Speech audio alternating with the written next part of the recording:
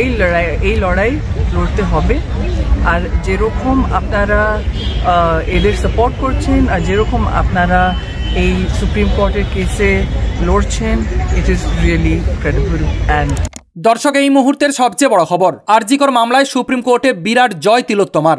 মমতা অভিষেকের দুজনেরই সমাধি প্রস্তুত করল এদিন বিচারপতি সঞ্জীব খান্না। আর এমন নির্দেশ শুনে ঘুম উড়েছে তৃণমূল সুপ্রিমো মমতা ব্যানার্জি তথা ভাইপো অভিষেক ব্যানার্জি দুজনেরই। হ্যাঁ দর্শক, এই মুহূর্তের সবচেয়ে বড় খবর এবং পরবর্তী গুরুত্বপূর্ণ খবরগুলো সবার প্রথম পাওয়ার জন্য অবশ্যই চ্যানেলটিকে সাবস্ক্রাইব করে রাখুন এবং যুক্ত থাকুন আমাদের সাথে। সুপ্রিম কোর্টে আরজিকর মামলাটি এর আগে শুনানির জন্য উঠেছিল গত 29শে জানুয়ারি। তার প্রায় 1.5 মাস পরে ফের আজকে আরজিকর মামলাটি উঠল দেশের শীর্ষ আদালত সুপ্রিম কোর্টের প্রধান বিচারপতি সঞ্জীব খান্নার বেঞ্চে। এদিন সুপ্রিম কোর্টে বিচারপতি হিসেবে শপথ নিয়েছেন পশ্চিমবঙ্গের বিচারপতি অর্থাৎ কলকাতা হাইকোর্টের বিচারপতি জয়মাল্য বাগচি। আরজিকর মামলার শুনানি শুরু হওয়ার কিছু সময় আগেই তাকে শপথ বাক্য পাঠ করান সুপ্রিম কোর্টের প্রধান বিচারপতি সঞ্জীব খান্না। এদিন আরজিকর মামলার শুনানিতে উপস্থিত ছিলেন বিচারপতি জয়মাল্য বাগচি। শুনানির শুরুতেই নির্যাতিতার পরিবারের আইনজীবী করুণা নন্দী এজলাসে বিচারপতি সঞ্জীব খান্নাকে জানান নির্যাতিতার বাবা মা আদালতে হাজির রয়েছেন। শীর্ষ আদালতে তাদের আবেদন কলকাতা হাইকোর্টের একক বেঞ্চ যেন সিবিআইকে আরও তদন্তের জন্য বলে। প্রথম থেকে এই মামলায় সিবিআই তদন্তে অসন্তোষ প্রকাশ করেছিলেন তিলোত্তমার বাবা মা। সিবিআই নেতৃত্বে এখনো পর্যন্ত যে তদন্ত হয়েছে তার গতি প্রকৃতি নিয়ে প্রশ্ন তুলে নিম্ন আদালতে মামলা করেন তিলোত্তমার বাবা মা। নতুন করে যাতে তদন্ত শুরু করা যায় সেই নির্দেশ চেয়ে সুপ্রিম কোর্টের কাছে আবেদন জানান তিলোত্তমার বাবা। আর সেই আবেদনে গত 10ই ডিসেম্বর সুপ্রিম কোর্টে তিলোত্তমার বাবা একটি পিটিশন ফাইল করেন। সে সময়ে প্রধান বিচারপতি স্পষ্ট করে দেন এই পর্যায়ে যদি আবারও নতুন করে তদন্তের নির্দেশ দেওয়া হয় তাহলে যিনি ইতিমধ্যে অভিযুক্ত তিনি কোনো সুবিধা পেয়ে যাবেন।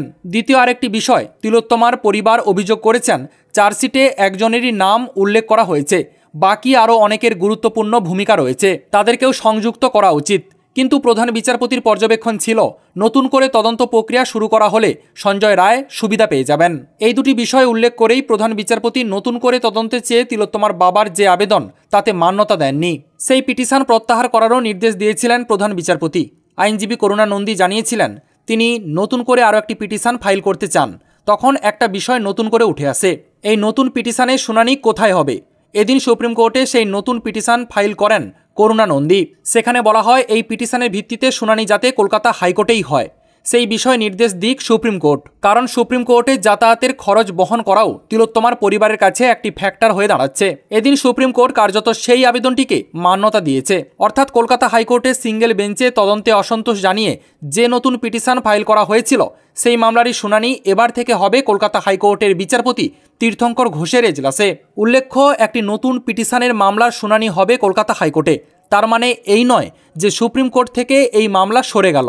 আগামী 13ই মে এই মামলা আবারও অন্তর্ভুক্ত হবে সুপ্রিম কোর্টে। আর এই প্রসঙ্গে প্রশ্ন করা হলে আইনজীবী বিকাশ রঞ্জন ভট্টাচার্য জানিয়েছেন আরজিকর মামলায় এদিন সুপ্রিম কোর্টে বিরাট জয় পেয়েছে তিলোত্তমা। কার্যত কিছুটা হলেও হাসি ফুটেছে তিলোত্তমার বাবা মায়ের মুখে। যদিও রাজ্যের আইনজীবী তীব্র বিরোধিতা করেছিলেন এই মামলাটি যাতে কলকাতা হাইকোর্টে না ফিরে আসে, কেননা বাংলা থেকে দিল্লি বহুদূর আর এই দূরত্বেরই ফায়দা তুলতে চেয়েছিল মমতার আইনজীবীরা। কিন্তু এদিন সেগুড়ে বালি, পিসি ভাইপোর সমাধি মঞ্চ তৈরি হচ্ছে এবার সুপ্রিম কোর্টেই, এমনই মতামত পোষণ করেছেন আইনজীবী বিকাশ রঞ্জন ভট্টাচার্য। তো দর্শক, আপনারা আইনজীবী বিকাশ রঞ্জন ভট্টাচার্যের এমন মতামতকে কতটা সমর্থন করছেন? সত্যি কি বাংলা থেকে দিল্লি বহু দূর এবং এই দূরত্বকে কাজে লাগাতে চেয়েছিল রাজ্য সরকার? এই ব্যাপারে আপনাদের কি মতামত রয়েছে অবশ্যই কমেন্ট সেকশনে কমেন্ট বক্সে জানাবেন।